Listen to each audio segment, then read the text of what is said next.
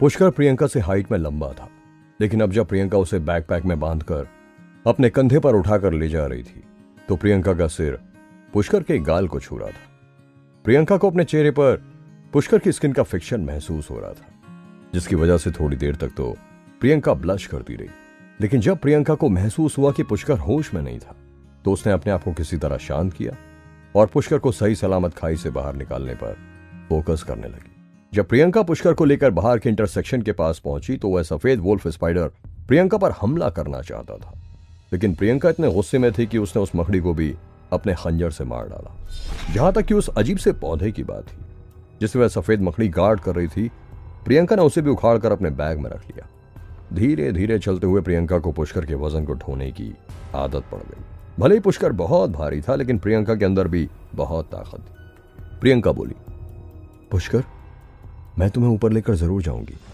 हालांकि जब प्रियंका इस बर्फीली घाटी में पहाड़ी के ठीक नीचे पहुंची तो उस खड़ी चढ़ाई को देखकर उसकी हिम्मत टूटने लगी।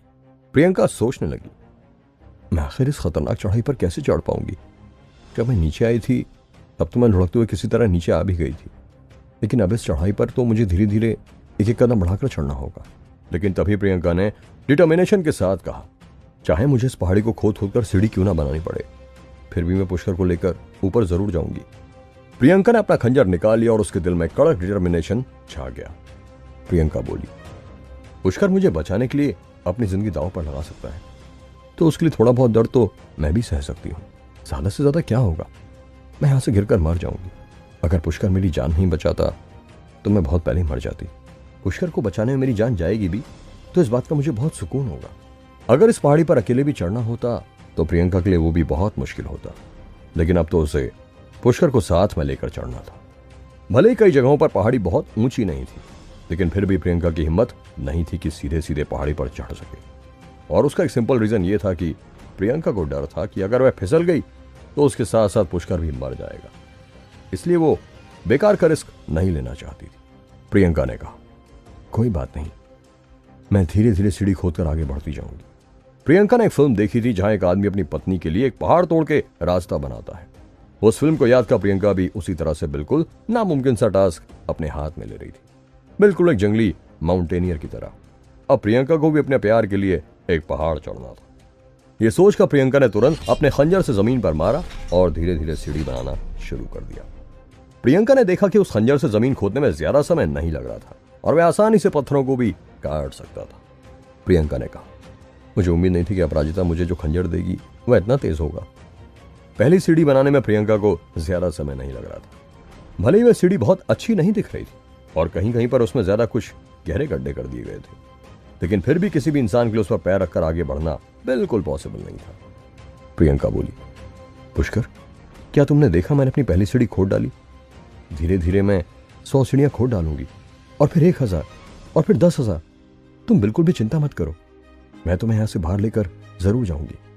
प्रियंका हमेशा से बहुत कम बोलने वाली लड़की रही थी, लेकिन अब अचानक ही प्रियंका अपने आप से बहुत ज्यादा बातें करने लगी थी, जैसे कि पिछले कई सालों में उसने जो चुप रहकर समय गंवाया था मैं उसकी भरपाई कर रही हूं। प्रियंका बोली, पुष्कर, मुझे तुम्हारा नाम किस तरह पुकारना चाहिए।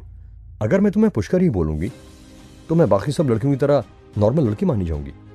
क्या मैं तुम्हें हीरो बोल सकती हूँ। प्रियंका बात करते करते दूसरी सीढ़ी खोदने लगी और आगे बढ़ने लगी। प्रियंका जब सीढ़ी खोद रही थी तो अपने बचपन को याद करने लगी थी और अपने अकेलेपन का सारा दुख पुष्कर को बताने लगी कि जब वह छोटी बच्ची थी तो उसके साथ क्या क्या हुआ था। प्रियंका जानती थी कि पुष्कर ये सब सुन नहीं सकता था, लेकिन वह फिर भी पुष्कर को बताना चाहती थी। प्रियंका बोली, जब मैं छोटी बच्ची थी तो मुझे अपर्णा बार बार परेशान किया करती थी।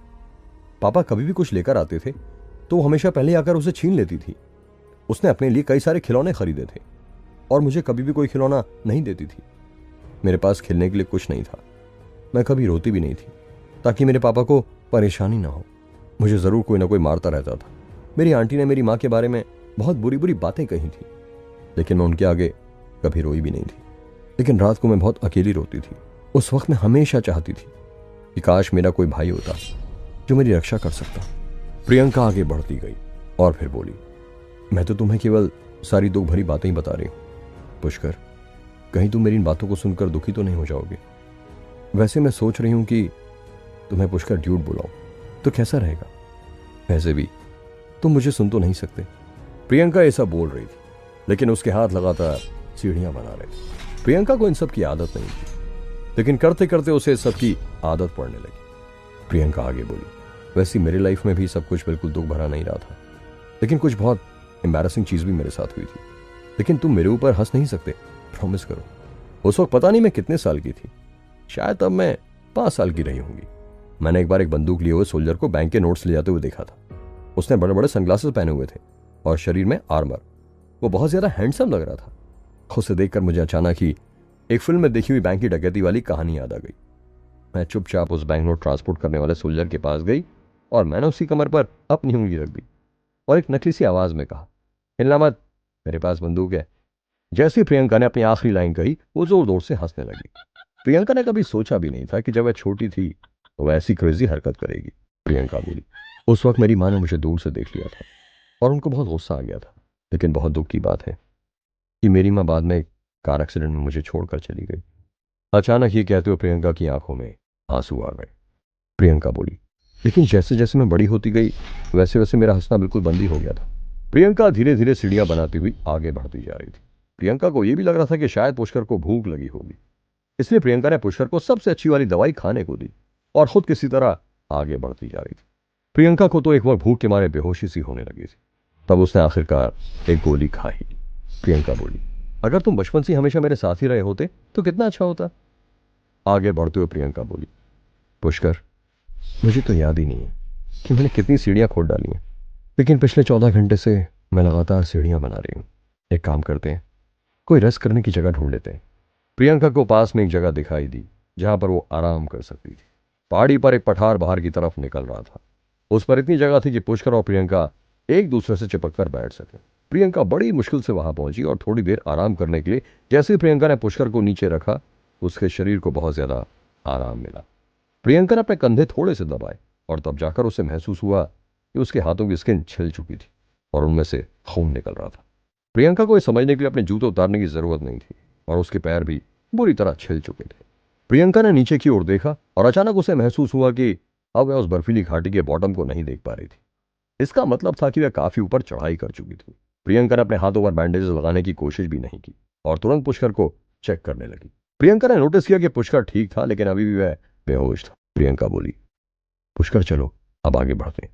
किस्मत अच्छी थी कि प्रियंका अपने साथ कई सारी दवाइयां लेकर आई थी, नहीं तो प्रियंका नॉर्मली पुष्कर को लेकर ऊपर कभी नहीं पहुंच पाती।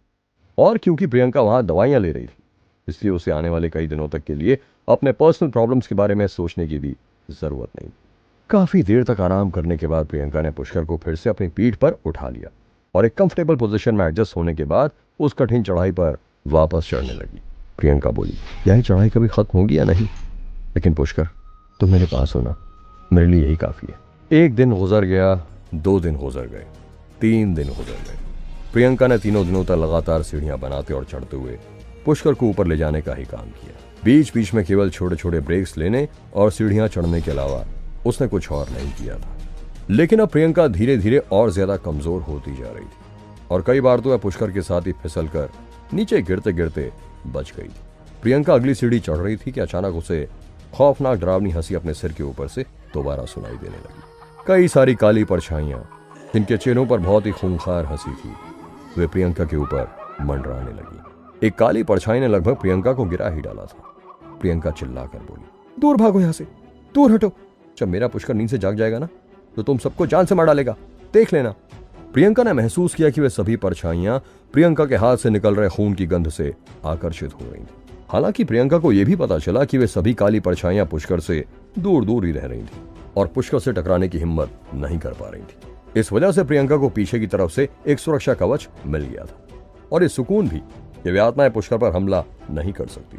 काली परछाइयों के बार बार हमले के कारण प्रियंका बहुत धीरे धीरे सीढ़ियां चढ़ पा रही थी।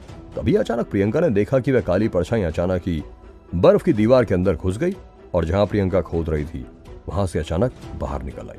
इस वजह से प्रियंका का पूरा शरीर पीछे की तरफ मुड़ गया और उनका हाथ फिसल गया और वह नीचे गिर पड़ी। प्रियंका ने बहुत कोशिश की कि वह किसी चीज को पकड़कर अपने आप को रोक ले। तब जाकर मैजिक कंगन ने एक रोशनी का प्लेटफॉर्म हवा में बनाया जिसके ऊपर प्रियंका गिर पड़ी।